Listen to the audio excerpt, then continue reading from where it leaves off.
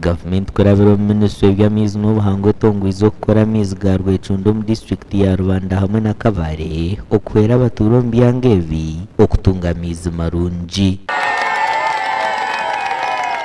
ngena abanyakashenyi elizoba nashemererwa munonga kugira ngo naija hanuya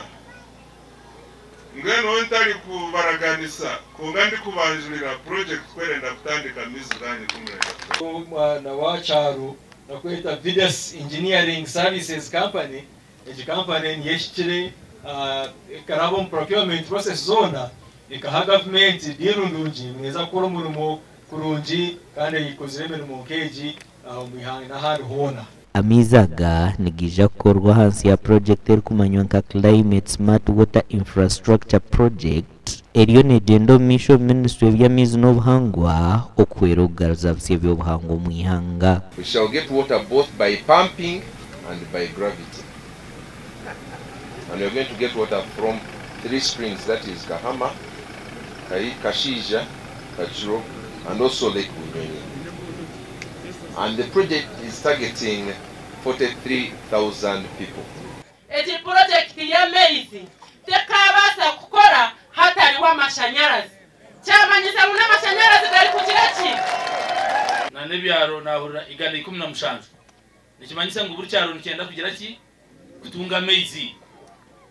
kandi twenda kushima abagarobinge ahabwe imyanya jo kubeye nshozi ekizuba kibura ry'amizi nicumwe habizwe bitwire bizingamize ntunguka omyanye ji kafutukuza kwerezaga ukakora kabuyonjo ndungi indwara no wazibinga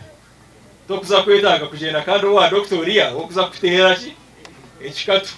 ito ekikatu kikutera ubango utakarwara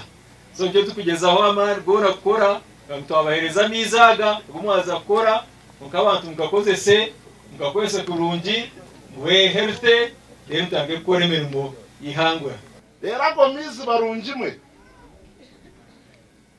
gakwato kumuruka gwena gwa Bugarama gakwato muruka gwa Kigata